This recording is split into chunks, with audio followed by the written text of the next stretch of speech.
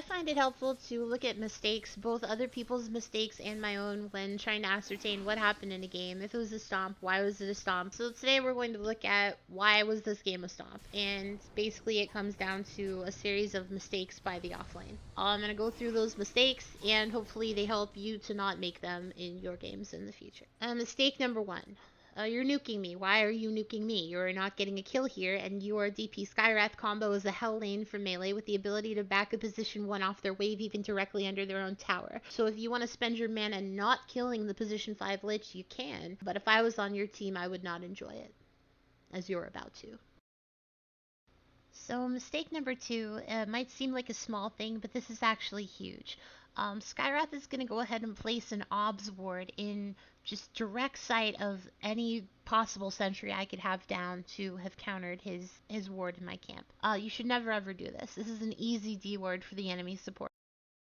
Mistake number three comes down to his positioning. He's playing scared when he could be positioning a little bit more aggressively on the other side so that if I want to get on him, then I have to run through DP to do it. And together, their nukes should be keeping PA low enough that she can't really engage. But instead, Skyrath is sort of tunnel visioning on me, playing really far back, and he's letting me get double pulls off, or double stacks off, which is really bad for him. So at this point, the Skywrath does something inexplicable. I can only guess that because the DP now has level advantage on both the Lich and the PA, Skywrath decided DP will be okay for a while. Not the case. This is a Lich PA lane. They have all of the slows in the universe on absolutely bullshit timers, so you can't really leave a DP alone like that. She probably was too far up as well, but the Skyrath does need to be in that lane. The stacking is not a priority over protecting the position 3 core.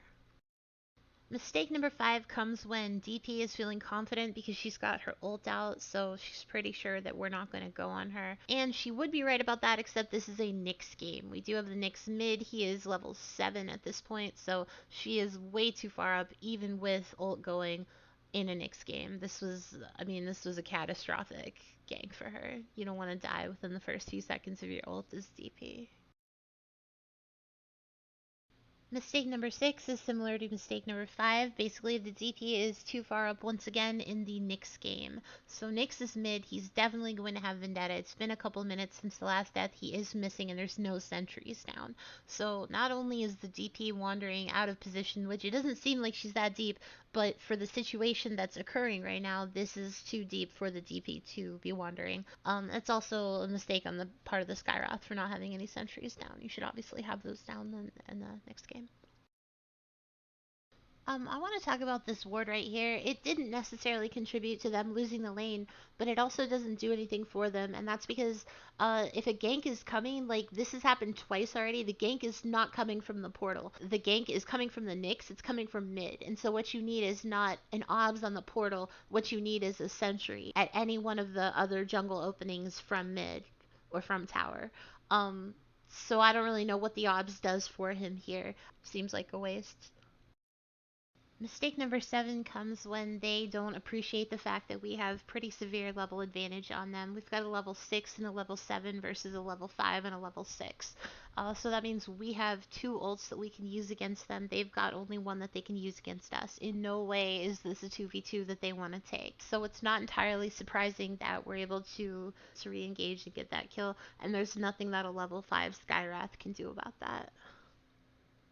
So the final mistake of lane phase, I'm going to call it lane phase, it is post lane phase, but the final mistake of the off-lane duo that sealed the fate of this game was leaving PA alone to farm pretty much from minute 12 until minute 15 when she got that Battle Fury, and then again from minute 15 to minute 21 when she got the BKB. Actually, BKB got here just as this fight was kicking off, which was colossally unlucky for the Dire team.